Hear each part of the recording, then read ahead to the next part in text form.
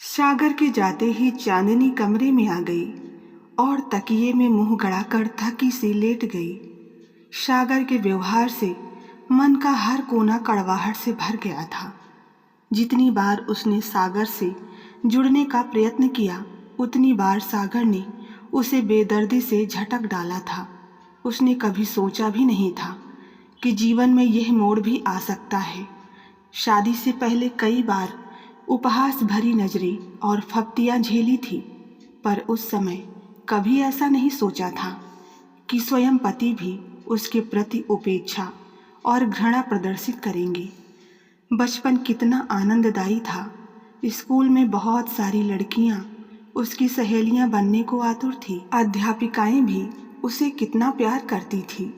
वो हंसमुख, मिलनसार होने के साथ साथ पढ़ने में अव्वल जो थी।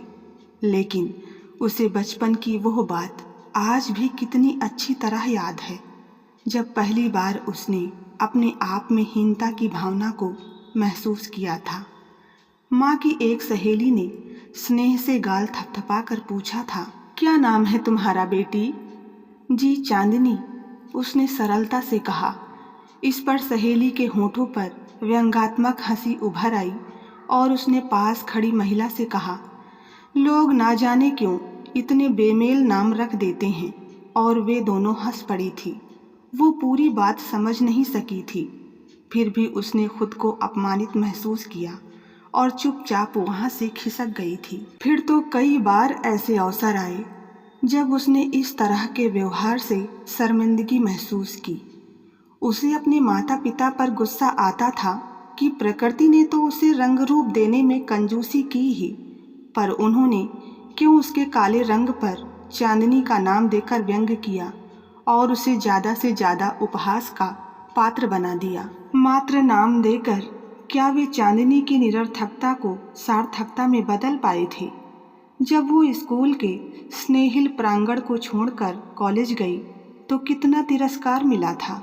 छोटी छोटी बातें भी उसके मर्म पर चोट पहुंचा देती थी। अपने नाम और रंग को लेकर किया गया कोई भी मजाक उसे उत्तेजित कर देता था। आखिर उसने किसी से भी दोस्ती करने का प्रयत्न छोड़ दिया। फिर भी उसे कितने कटु अनुभव हुए थे जो आज भी उसके दिल में कांटे की तरह चुभते हैं। सहपाठी अंकुर का हाथ जोड़कर टेढ़ी मुस्कान के साथ चांदनी जी नमस्ते कहना और सभी का हंस पड़ना क्या भूल सकेगी कभी वो? शर्म और गुस्से से मुंह लाल हो जाता था। ना जाने कितनी बातें थी जिनसे उसका हर रोज सामना होता। ऐसे माहौल में वो ज़्यादा से ज़्यादा अंतर्मुखी होती गई थी। वे दम घोंटू वर्ष गुजारने के बाद जब कुछ समय के लिए फिर से घर का सहज वातावरण मिला तो मन शांत होने लगा। पड़ोस की रेनू और किट्टू उसकी बौद्धिकता की कायल थी और उसे बहुत मानती थी। माता पिता भी उसके प्रति अतिरिक्त प्यार प्रदर्शित करते। ऐसे वातावरण में वो बीते दिनों की कड़वाहट भूलकर सुखद कल्पनाएं संजोने लगी थी। चांदनी के पिता सहदेव जी गत्ते का व्यापार करते थे और व्यापारी वर्ग में उनकी विशेष धाक थी। उनके व्यापारी संस्कार लड़कियों को पढ़ाने के पक्ष में न थे, पर चांदनी की जिद और योग्यता के कारण उसे कॉलेज भेजा था। अब जल्दी से जल्दी उसकी शादी करके निवृत्त हो जाना चाहते थे। अच्छा घराना और वर्षों से जमी प्रतिष्ठा के कारण चांदनी का साधारण रंग रूप होने के बावजूद अच्छा वर और समृद्ध घर मिलने में कोई विशेष दिक्कत नहीं हुई। नरेंद्र जी सहदेव जी के बचपन के सहपाठी और अच्छे दोस्त भी थे। दोस्ती को संबंध में परिवर्तित करके दोनों ही प्रसन्न थे। नरेंद्र जी कठोर अनुशासन प्रिय व्यक्ति थे तथा घर में उनका रौब-दाब था। वो लड़का लड़की को आपस में देखने दिखाने तथा शादी से पूर्व किसी तरह की छूट देने के सख्त खिलाफ थे। सागर एक सुंदर, आकर्षक और सुशिक्षित नौजवान था। फिर सीए की परीक्षा में उत्तीर्ण होकर तो वह सहदेव जी की नज़रों में और भी चढ़ गया था। ऐसा सुदर्शन जामाता पाकर सहदेव जी फूले नहीं समा रहे थे। सागर को भी पूरा विश्वास था कि उसके पिता जो भी निर्णय लेंगे उसके हित में ही लेंगे। पर सुहाग रात को दुबली पतली श्याम वर्ण आकर्षणहीन चांदनी को देखते ही उसकी सारी रंगीन कल्पनाएं धराशायी हो गई। वह चाहकर भी प्यार प्रदर्शित करने का नाटक नहीं कर सका। बाबूजी के प्रति मन में बेहद कटुता घुल गई और बिना कुछ कहे एक और मुंह फेर कर नाराज सा सो गया। पैसे वाले प्रतिष्ठित व्यापारियों का समझौता बेमेल वर वधू में सामंजस्य स्थापित नहीं करा पाया था। चांदनी धड़कते दिल से पति की खामोशी के टूटने का इंतजार करती रही। सब कुछ जानते हुए भी इच्छा हुई थी कि सागर की नाराजगी का कारण पूछे, माफ़ी भी मांगे, पर सागर के आकर्षक व्यक्तित्व से सहमी वो कुछ बोल नहीं पाई थी। आखिर घुटनों में सिर रखकर तब तक आंसू बहाती रही जब तक नींद न आ गई थी। बहू, खाना नहीं खाया क्या? सास के स्वर से चांदनी अतीत के उन दुखद भंवरों से एक झटके से निकलकर पुनः वर्तमान से आ जुड़ी। ना जाने उसे इस तरह कितनी देर हो गई। हड़बड़ाकर गीली आंखें पोंछ ली और अपने आप को संयत करती नीचे आ गई। वो खाने के काम से निवृत्त होकर फिर कमरे में आई तो सहज ही चांदी के फ्रेम में जड़ी सागर की तस्वीर पर दृष्टि अटक गई। मन में फिर कोई कांटा खटकने लगा। सोचने लगी, इन 2 सालों में किस तरह सागर छोटी छोटी बातों से भी दिल दुखाते रहे हैं। कभी कभार अच्छे मूड में होते हैं तो 2-4 औपचारिक बातें कर लेते हैं, वरना उसके बाहूपास को बेदर्दी से झटक कर करवट बदल लेते हैं। अब तक एक बार भी तो संपूर्ण रूप से वह उसके प्रति समर्पित नहीं हो पाए हैं। आखिर क्या गलती की है उसने? शिकायत तो उन्हें अपने पिताजी से होनी चाहिए थी। क्यों उनके निर्णय को आंखें मूंद कर सर्वोपरि मान लिया? यदि वह पसंद नहीं थी तो शादी करने की कोई मजबूरी तो नहीं थी। इस तरह घुट घुट कर जीने के लिए मजबूर करके वो मुझे किस बात की सजा दे रहे हैं? बहुत से प्रश्न मन को उद्वेलित कर रहे थे, पर सागर से पूछने का कभी साहस ही नहीं कर सकी थी। आज 1.5 साल बाद वो अपने मायके आई हुई थी। कुछ दिन पहले अचानक उसकी सहेली रेनू का फ़ोन आया था। उसने बताया कि पद्याकर के साथ उसकी सगाई हो रही है और इसी उपलक्ष्य में मुझे भी उसने आमंत्रित किया था, लेकिन चाहकर भी मेरा आना संभव नहीं हुआ। किंतु मन तो यहीं टंगा रहा। पद्याकर ने अपने धैर्य और संयम से अपना प्यार जीत लिया था। दरअसल पद्याकर रेनू को पहले से ही प्यार करता था, लेकिन रेनू के मन में उसके लिए कोई भावनाएं नहीं थी। मगर आज मैं खुश थी, पद्याकर के लिए भी एवं रेनू के लिए भी। लेकिन सगाई पर तो क्या, मैं उसके विवाह पर भी शामिल नहीं हो पाई। मायके से उसका ससुराल 5 किलोमीटर की दूरी पर था। मैंने सोचा जब यहाँ तक आई हूँ तो एक बार रेनू और पद्याकर से भी मिल लेती हूँ। मेरे पहुँचने पर सबसे पहले तो मैं और रेनू कस कर गले मिले, फिर देर तक एक दूसरे को निहारते रहे। पद्याकर तैयार होकर डाइनिंग टेबल पर बैठे नाश्ता कर रहे थे, सो हम दोनों भी वहीं जा बैठी। पुरानी बातों का सिलसिला ऐसा चला कि समय का पता ही ना चला। सहसा ध्यान आया कि पद्याकर जी को ऑफिस जाने के लिए देर हो रही है। रेनू फटाफट पास के कमरे से एक व्हील चेयर ले आई और पद्याकर को उसमें बैठने में सहायता की। पद्याकर स्वयं व्हील चेयर चलाकर बाहर ले गए, जहां ड्राइवर की मदद से उन्हें कार में बिठाया गया और चेयर को भी फोल्ड करके कार की डिग्गी में रख दिया। ये सब इतना अचानक और अप्रत्याशित था कि मैं शौक में खड़ी देखती रह गई। जब रेनू भीतर आई तो एक पल रुके बिना मैंने पूछा, कैसे हुआ ये सब और कब? परंतु रेनू का उत्तर सुन तो मैं दंग ही रह गई। ये हादसा तो विवाह पूर्व ही हो गया था पगली, तुम व्यर्थ की चिंता मत करो। मेरे चेहरे पर उभर आए प्रश्न एवं आश्चर्य मिश्रित भाव के उत्तर में उसने आराम से सोफे पर बैठते हुए यूं बात शुरू की मानो कुछ अनोखा घटित हुआ ही न हो। मम्मी पापा की पारखी नज़र तो बहुत पहले से ही पद्याकर को परख चुकी थी और वे दोनों उनके प्रति बेटी जैसा ही ममतक तो रखने लगे थे। मैं भी इस शादी के लिए तैयार हो गई सो तय हुआ कि सगाई की रस्म कर ली जाए। पद्याकर अपने ताया ताई का बहुत सम्मान करते थे। उन्होंने बहुत स्नेह से पाला था इन्हें और कभी माँ बाप की कमी महसूस नहीं होने दी थी। अब वे काफ़ी वृद्ध हो चुके थे, सो बार बार उनका इतनी दूर आना संभव नहीं था। अतः सगाई से पूर्व उनकी अनुमति लेने पद्याकर गांव गए। शनिवार की सुबह लौटना था पद्याकर को। उसी दिन सांझ में पापा ने घर पर ही एक छोटी सी पार्टी का आयोजन कर रखा था। मेरे जीवन का अहम दिन था वो। माँ ने हम दोनों के लिए ही अंगूठियाँ भी बनवा ली थी। गंतव्य से 4 किलोमीटर पूर्व सामने से आती एक बस के साथ उनकी भिड़ंत हो गई। पता चला बाईं टांग पूरी तरह से कुचल गई है, घुटनों के ऊपर तक काटनी पड़ेगी।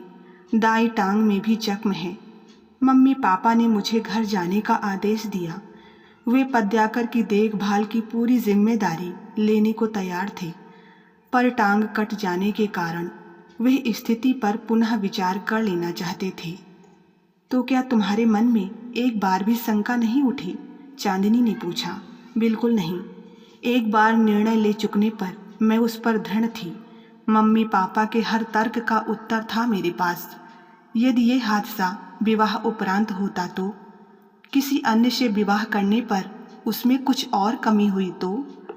मम्मी पापा को मेरे दृढ़ निश्चय के आगे झुकना पड़ा। मैंने फॉर्म भरा एवं रोगी से संबंध के आगे बेझिझक लिख दिया पत्नी। ऑपरेशन के पश्चात जब उन्हें कमरे में लाया गया तो मैंने निश्चय की मोहर स्वरूप माँ द्वारा लाकर रखी अंगूठी मैंने घर से लाकर उनकी उंगली में पहना दी। चांदनी आवाक सी रेनू को देखती रह गई। कितना साहस और प्रेम है रेनू में अपने पति को लेकर। मैं थोड़ी देर रुक कर लौट आई। कुछ दिन रहने के बाद चांदनी ससुराल वापस आ गई थी। अगली सुबह बड़े ही अपनत्व से सागर को सहलाते हुए बोली, आज संडे है, हम सब मिलकर कहीं पिकनिक पर चलते हैं।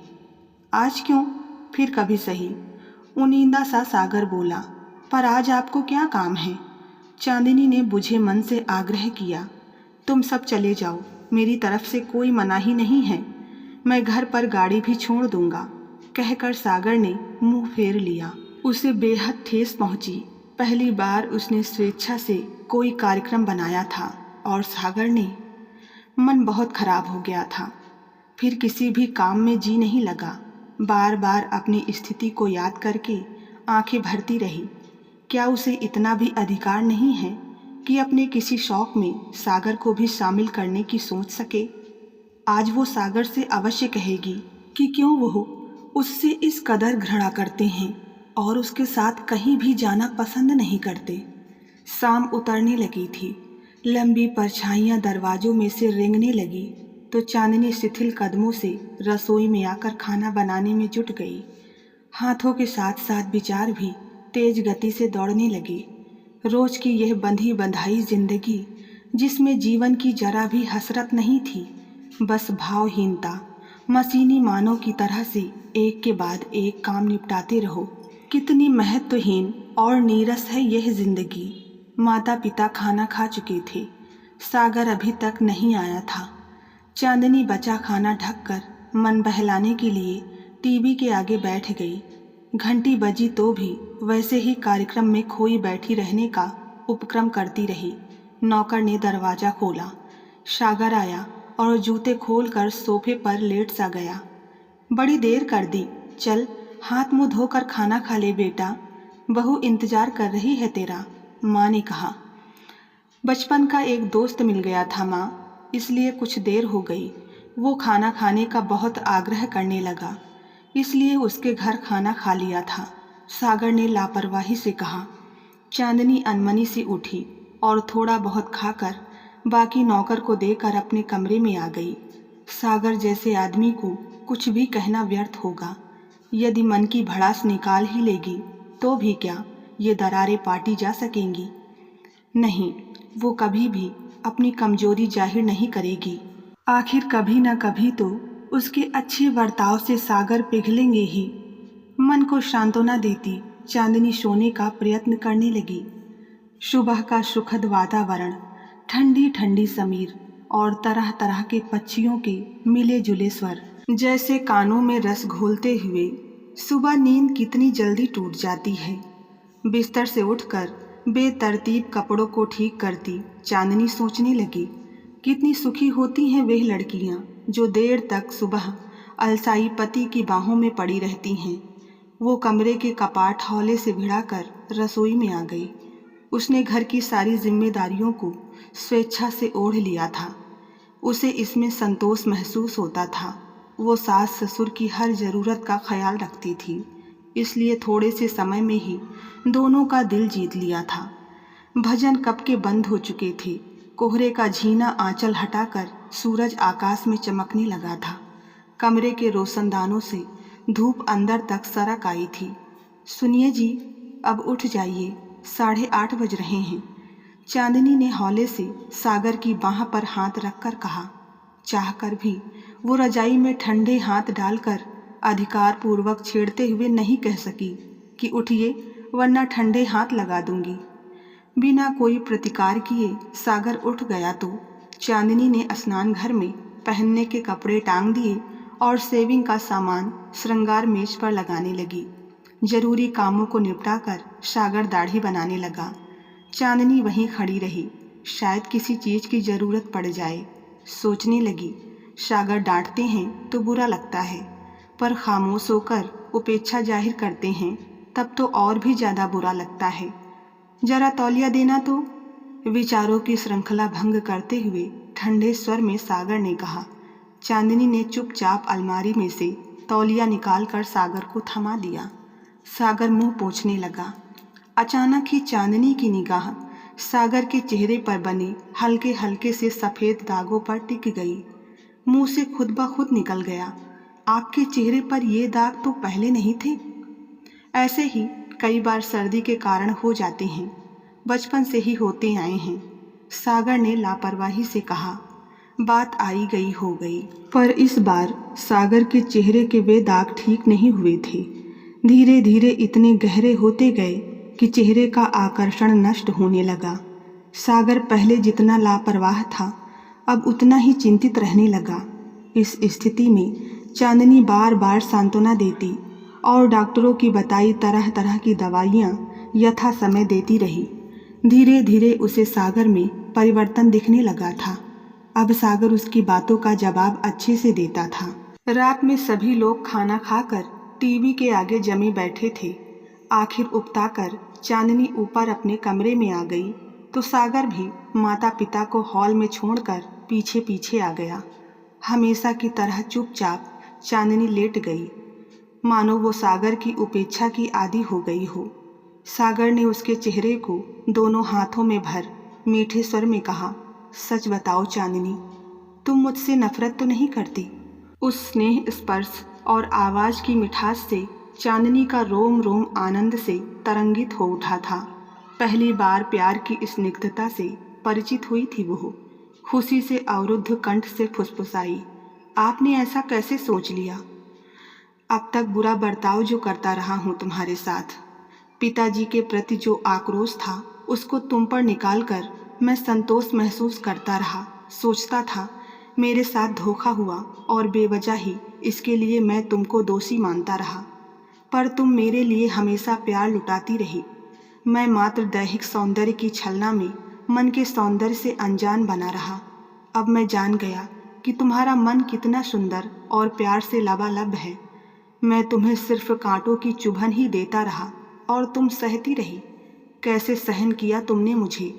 मैं अपनी इन भूलों के लिए माफ़ी मांगने लायक भी नहीं रहा। बस बस, आगे कुछ कहा तो मैं रो पड़ूंगी। सागर के होठों पर हथेली रखते हुए चांदनी बोली, मुझे पूरा विश्वास था कि एक ना एक दिन मुझे मेरी तपस्या का फल अवश्य मिलेगा। आज मुझे ऐसा लगता है मानो मैंने सब कुछ पा लिया हो। चांदनी, तुम सचमुच चांदनी हो, निर्मल हो। मैं तुम्हारा अपराधी हूँ। आज मैं अपने आप को कंगाल महसूस कर रहा हूँ। ना तो मेरे पास सुंदर दिल है और ना ही वो सुंदर देह रही जिस पर मुझे इतना घमंड था। सागर ने ठंडी सांस लेकर उदासी से कहा, जी छोटा क्यों करते हैं आप? ये कोई खतरनाक बीमारी नहीं है। प्यार इतना सतही नहीं होता कि इन छोटी छोटी बातों से घृणा में बदल जाए। मैं तो हमेशा हमेशा के लिए आपकी हूँ, चांदनी ने कहा। सागर ने भाव विभल होकर उसे इस तरह आलिंगनबद्ध कर लिया मानो अचानक उसे कोई अमूल्य निधि मिल गई हो। तो बस आज की कहानी में इतना ही। कहानी पसंद आई हो तो वीडियो को लाइक करें, चैनल पर नए हैं तो सब्सक्राइब करना ना भूलें। मिलते हैं नई कहानी के साथ, तब तक के लिए धन्यवाद।